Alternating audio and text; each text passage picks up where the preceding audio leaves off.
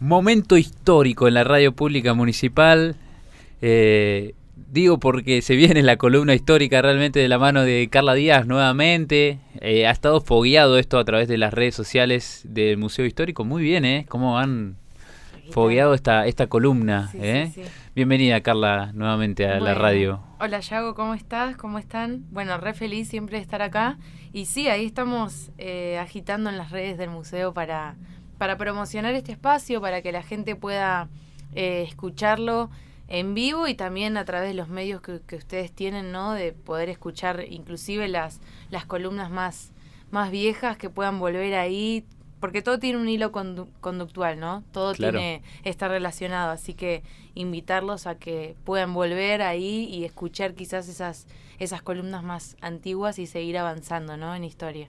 Fuimos de la génesis de la historia local hacia bueno, un poco la complejización, un poco fuimos variando, así que invitamos Museo Histórico Esquel, ahí pueden ver un poco toda la información a través de Instagram de este área y a través de YouTube, Radio Pública Municipal, anteriores columnas. Pero bueno, dejemos de mirar para atrás, miremos ahora al presente. ¿Qué es lo que nos has traído en el día de hoy, Car? Bueno, hoy quería como que en esta búsqueda de información, de investigar en cuanto a los 100 años de la municipalidad, Sí. Uno como que pudo acceder a distintas cuestiones, a veces anecdóticas, a veces ricas digamos, en todo un engranaje histórico, pero te va abriendo como incógnitas y cosas. Y bueno, como estamos muy cercanos al Día de la Memoria, el 24 de marzo, pensaba en función de la última dictadura cívico-militar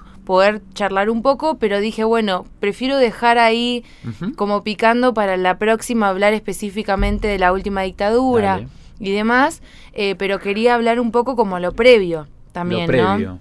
Porque como que a veces nos olvidamos que fue todo un ciclo muy largo de dictaduras militares en nuestro país, y a veces parece que como estamos lejanos al centro del país, como que en Esquel no llegaron a repercutir ese tipo de sucesos, Claro, ¿no? la típica acá no pasó nada. Claro, ¿no? Es como una especie de pacto de silencio. Sí, ni hablar. De que, bueno, no, acá no se siente. Incluso, bueno, mi familia, por ejemplo, que es de Buenos Aires y también repiten a veces ese speech, como no, nosotros como no estábamos metidos en política, eso era solo los que se metían en problemas. No, entonces está como ese concepto, ¿no? Pero bueno, en esta búsqueda y en contacto con las actas de resoluciones municipales, en relación con el material que el archivo histórico tiene, he podido indagar en actas de resoluciones de los 50, de los 60, de los 70, incluso cuando hablamos como del nacimiento de la primera Comisión de Cultura. Sí. Te contaba un poco que era en contacto con estas resoluciones de los años 50. Pero también en estas resoluciones se ve ahí como cositas que no solo son anecdóticas, sino que también como que vislumbran, ¿no?, algo que estaba sucediendo a nivel más macro.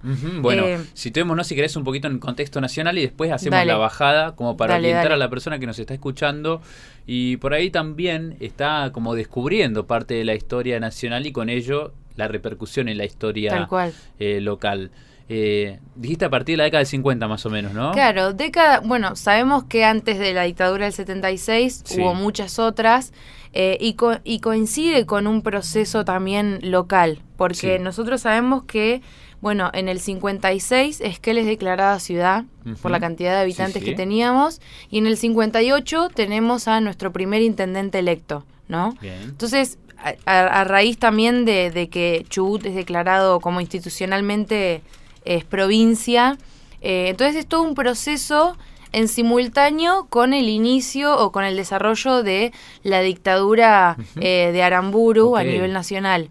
Bueno, es todo muy reciente, claro, ¿no? es todo como todo ahí en ese proceso. Entonces, mientras que parece que con nuestro primer intendente electo parece como que se consolida la democracia en Esquel, estamos como un poco como alejados de esa democracia a nivel nacional. Claro, ¿no? bueno. Porque estábamos en plena dictadura. En plena revolución libertadora, Plena ¿no? revolución libertadora. Que viene con la proscripción y el derrocamiento de Perón, tal cual. en el 55. Tal cual. ¿no? Y que es todo un proceso que en la historia se dice eso. como de desperonización de la sociedad. Claro. O sea, ese era el objetivo de la Revolución Libertadora, Ni ¿no? hablar, ¿no? Sacar a Perón de las calles, sacar a Perón de la política.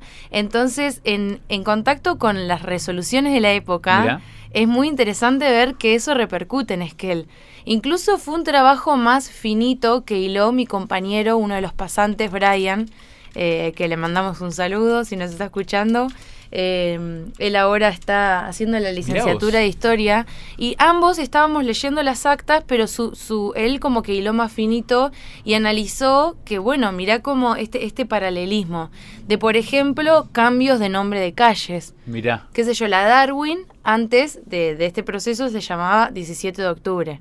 Que Mirá, bueno, el día del Día de la Lealtad. De digamos. la lealtad peronista. Entonces, hubo una desperonización también en acá. Esquel. Y el acta dice que se cambió al nombre Darwin por el hecho de ser una calle con un nombre primitivo y ligado a un entusiasmo partidario.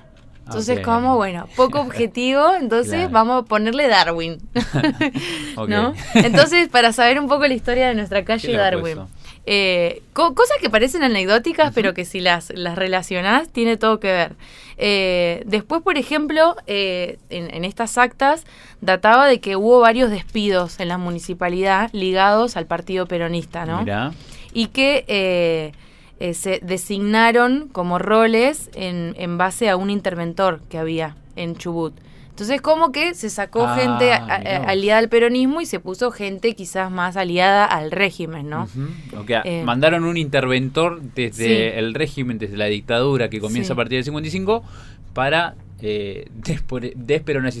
desperonizar también Sí. las áreas públicas. Como Las el áreas municipio. públicas. Que ya Esquel, por entonces, recordemos, era una municipalidad. Tal cual. ¿no? Ya tenía como un funcionamiento más aceitado. Sí, sí, sí. Pese a que recién, como dijiste, el primer intendente electo fue en el 58, mira, en ese contexto. claro. Es re loco, ¿no? Como, Sí, sí, sí, pero porque parece que se asienta la democracia con Ujú. ese hecho, ¿me Mirá entendés? vos. O como que sí, como que Esquel está en un proceso que cambia de página, hay como otro bloque, otro tiempo, pero no, estaba sucediendo todo esto, ¿no? Ujú. Entonces, estos son como algunos de los detalles en las actas, sumado también al hecho de que hay algo que es muy llamativo, que yo me reía cuando leía las actas, porque abundan mucho como el área de inspección que tenía la municipalidad, y abundan los informes de inspección, como inspeccionaban, no sé si tiene que ver ya con el régimen, tiene que ver ya con algo como anecdótico que podemos contar de la época,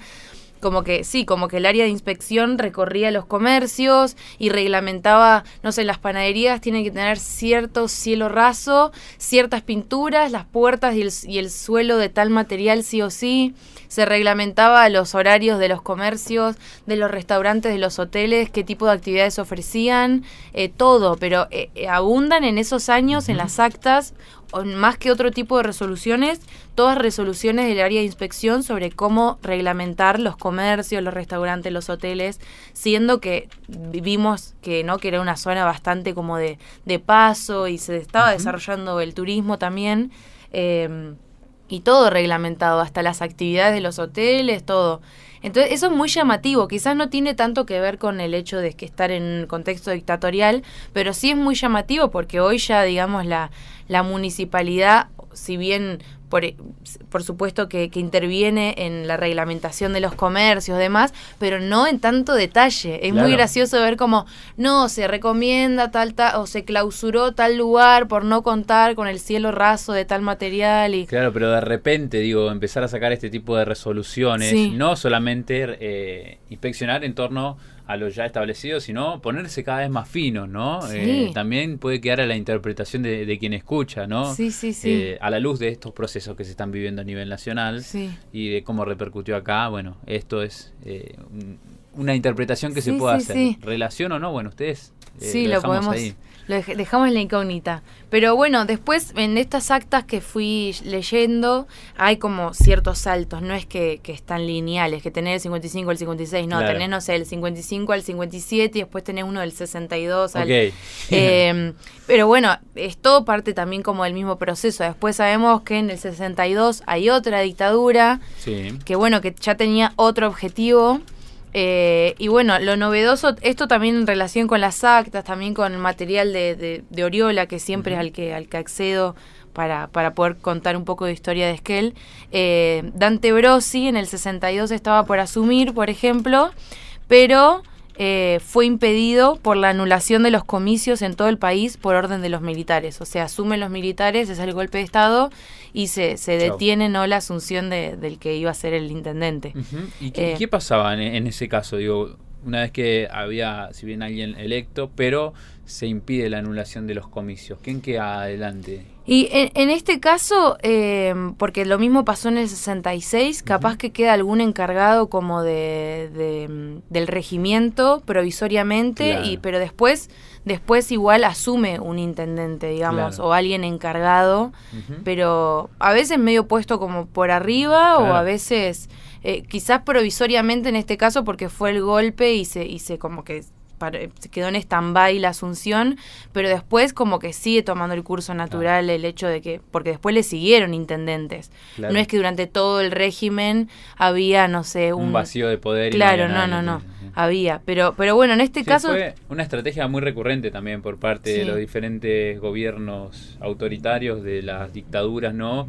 Primero derrocar y después intentar, digamos, instaurar algún funcionario, presidente, intendente, como para intentar llevar un poco de calma al pueblo, ¿no? Sí. Pero no es detrás de un proceso democrático propiamente, sino que buscaron como canalizar siempre a alguien, ¿no? Sí, incluso después en la dictadura onganía del 66 dejan a resolución del pueblo que puedan poner el intendente que quieran. Ese fue el caso de Conesa, por ejemplo, que estuvo muchísimos años y que fue, ¿no?, elegido por la gente, pero por supuesto que dentro del régimen igual había como dictámenes generales. Claro. En el caso del 62, por ejemplo, en esas actas me llamaba mucho la atención que había como mucha reglamentación con los empleados municipales, no sé, como postergación de los goces de vacaciones o sanciones por mala conducta,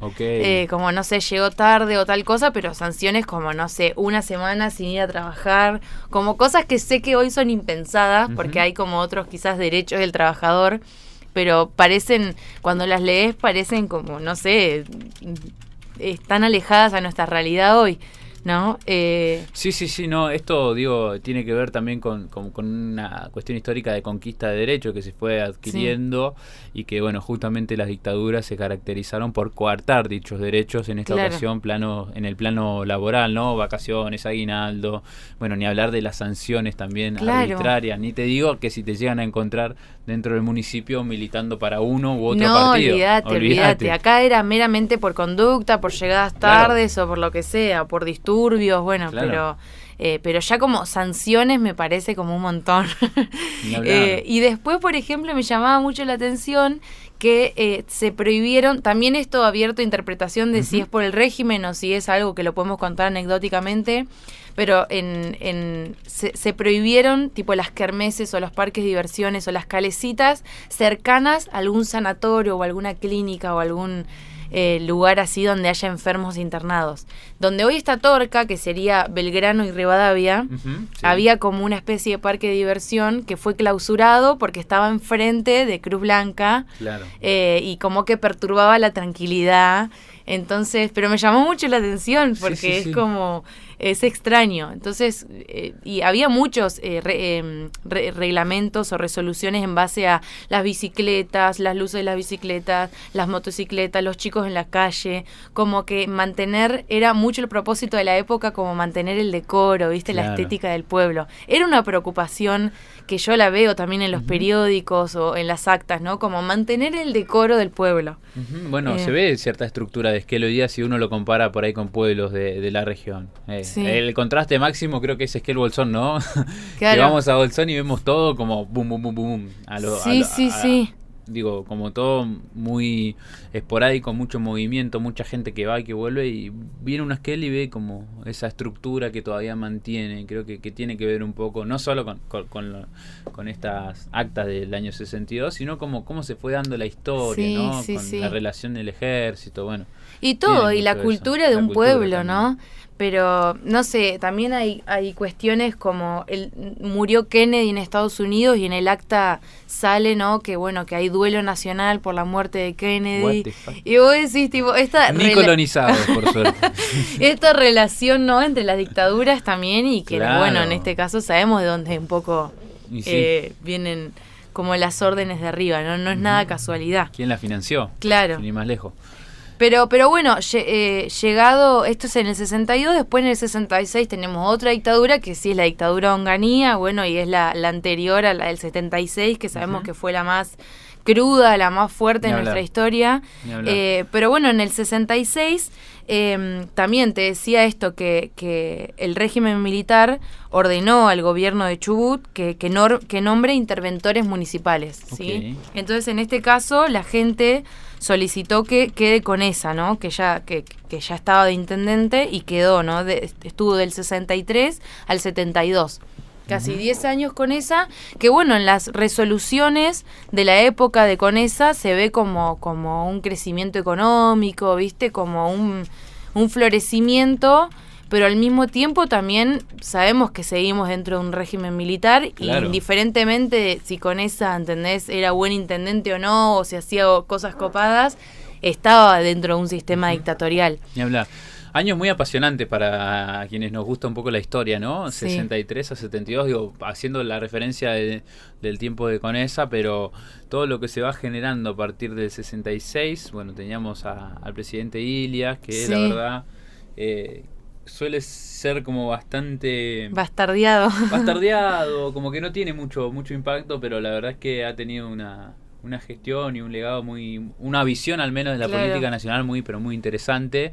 Bueno, después llega Onganía y después se gesta el Gran Cordobazo, ¿no? Que es un poco esta conglomeración, este agrupamiento de diferentes necesidades, identidades, la lucha obrero estudiantil, ¿no? Digo, ante también la represión, la censura artística estudiantil de las y los trabajadores, es como que emergen estas resistencias que son como periodos muy interesantes, muy apasionantes también para investigar. Pero justo le diste en el ángulo, porque justamente quiero hablar de también una pueblada, un proceso en Esquel, que es muy poco conocido, pero en este contexto del Cordobazo, también en Rosario pasa lo mismo, en Trelew también hay un proceso de pueblada.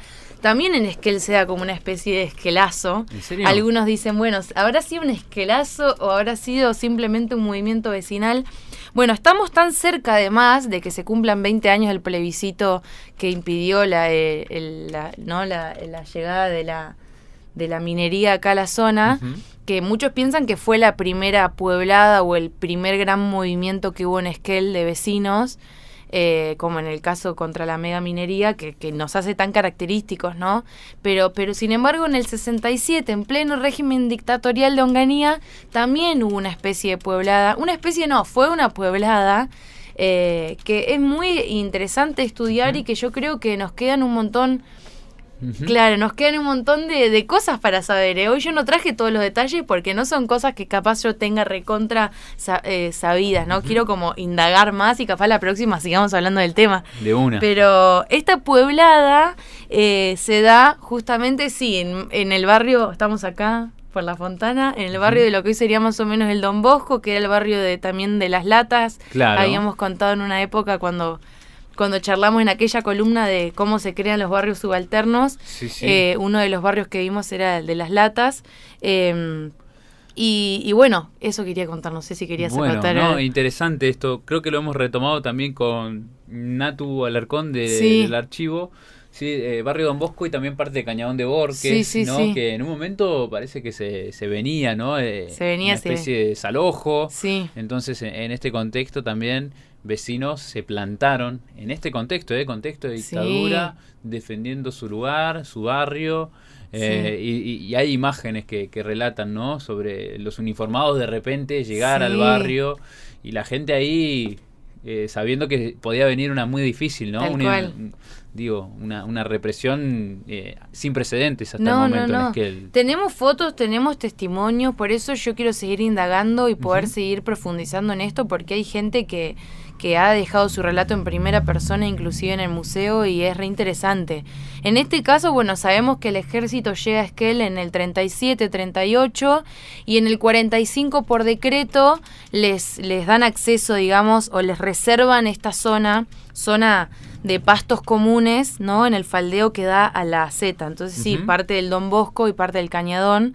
Y bueno, fueron adjudicadas al ejército esos faldeos comunes.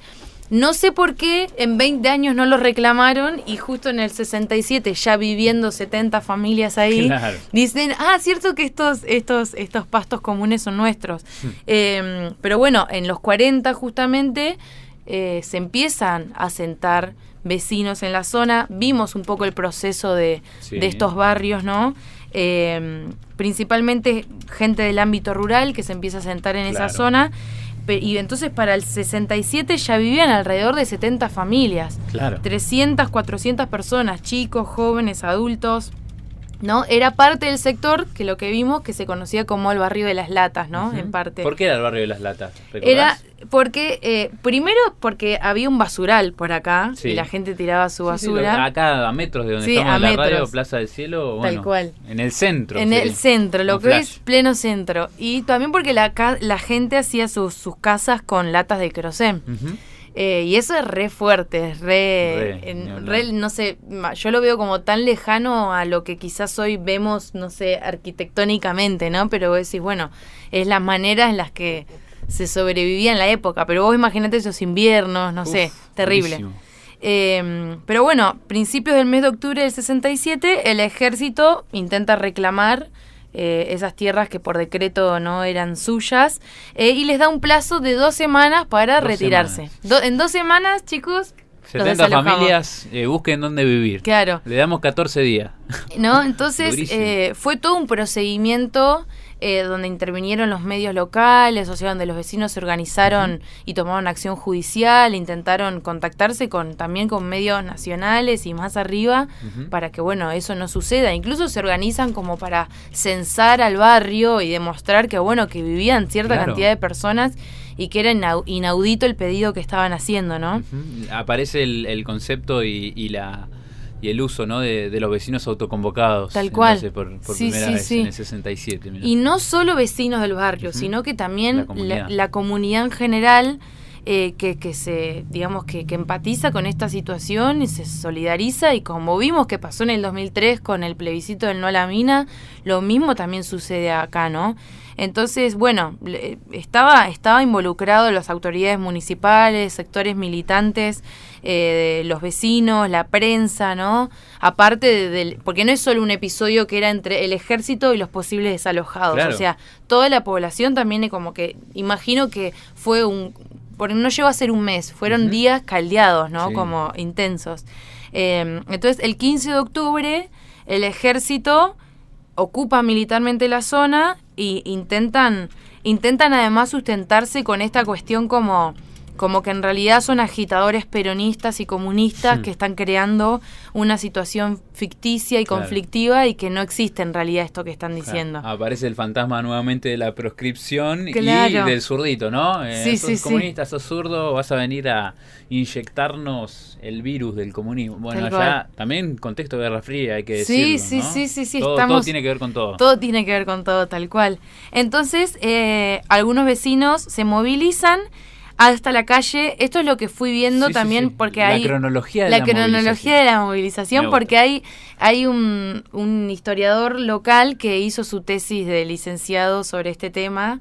Entonces un poco estuve leyendo una nota que le hicieron a él. ¿Quién es? José, no me sale el apellido ahora, ya lo voy a buscar. Después lo googleamos y lo ponemos. Es profesor historiador José. Después lo buscamos bien, pero él es interesante los aportes que da, porque también, bueno, Oriola también escribió del tema, en el libro de los 100 años está, pero por eso te digo, también es como mucho para seguir indagando e investigando. Perfecto. Pero bueno, la cuestión es que están por tomar ahí la zona, y en lo que es Fontana y Don Bosco los vecinos se atraviesan con los autos en esa intersección para impedir que entre el ejército. Y bueno, Oriola dice que es como que era un domingo frío, con lluvia, y que más de 1.000 vecinos de la ciudad fueron en apoyo, ¿no? Y que estuvieron ahí apoyando a los vecinos como una manifestación pacífica, como una toma, impidiendo el paso del ejército a que tome el lugar y que los desaloje. Entonces, bueno, gracias a esta resistencia, también a la acción judicial que tomaron y que fue elevado, digamos, para que se intervengan, ¿no? No solo a nivel municipal, sino que provincial y a nivel nacional también intervengan. Pero bueno, quedó medio la cuestión, dice Oriola, como que no pasó nada, como que quedó ahí en stand-by, y finalmente la cuestión quedó ahí, ¿no? Y no se produjo el desalojo, pero fue por esta intervención, no solo de los vecinos del barrio, eso es lo importante también. Por eso se habla de un esquelazo, de una pueblada, ¿no? Bueno. Pues no solo fueron los vecinos del barrio, sino que también fueron otros vecinos que se solidarizaron, hicieron como esa toma pacífica y bueno, impidieron el desalojo. Así que es como algo, no es coincidencia que son en años donde está el treleguazo, el rosariazo, el cordobazo. O sea, hay como un despertar social en la gente. Estamos con Carla Díaz, profesora de Historia y también trabajadora del Museo Histórico Municipal, con esta columna de historia local en los años previos a lo que fue la última dictadura cívico-militar en Esquel y con algunos destellos de lo que habían dejado las dictaduras anteriores en nuestra localidad. Bueno, esta pueblada que ella menciona no es menor. Tengo el nombre del licenciado en Historia de la Universidad Nacional del Centro que hizo su tesis de grado comentando sobre este intento de desalojo en el barrio bautizado como Las Latas. Se trata de José Gómez. José Gómez. Era difícil el apellido. Era tan simple que hasta ese de José. Sí. Bueno, es básicamente eso, ¿no? Es una perspectiva histórica del esquelazo, desalojo, resistencia y memoria, la poblada de Esquel Chubut, histórica del año 1967. Tremendo laburo también para... Sí, tremendo. Y mucho para seguir indagando y seguir descubriendo, porque es increíble, es como desmitificar esta idea de que acá no llega, ¿no?, lo que estaba sucediendo a nivel nacional. Como que contamos mucho la historia de Esquel por fuera de esos procesos nacionales, incluso internacionales.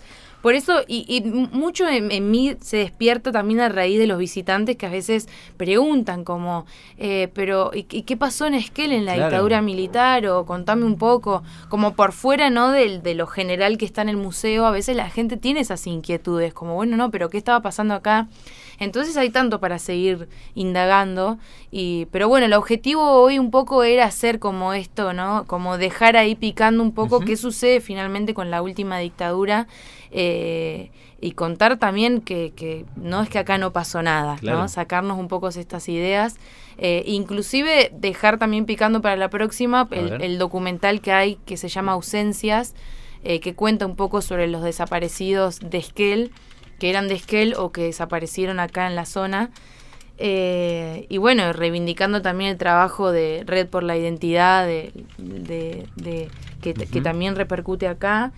Así que bueno, dejando ahí picando un poco esos temas para la próxima, pero no quería pasar por arriba también las otras dictaduras que hubo y también estos hechos, como esta pueblada, ¿no?, que me parece súper interesante de poder contar y compartir con la gente para que se entere.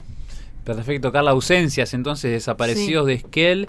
Bueno, la gente de la APH, como vos decís, ha hecho una labor enorme para poder rastrear y contrastar este discurso de que Esquel no pasó nada, en Esquel sí hubo personas desaparecidas. Te lo vamos a contar en la próxima edición de la columna y vamos a andar un poquitito más en lo que sucedió aquí paralelamente a la dictadura del año 76. Por supuesto que te invito a que conozcas un poco más de esta columna, de este espacio, si es que estás escuchando la radio, buscas en YouTube, Radio Municipal Esquel, y vas a ir viendo las diferentes columnas que fueron sucediendo a lo largo ya del 2022 y ahora de este 2023.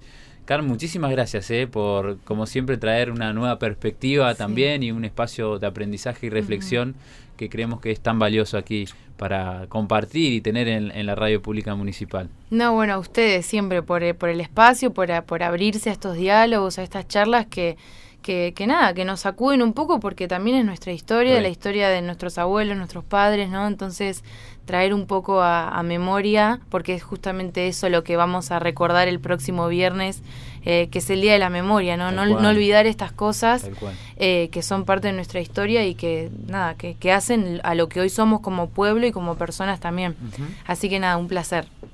Carla Díaz pasó por Radio Pública Municipal, profesora de Historia y también parte del Museo Histórico Municipal con su columna histórica.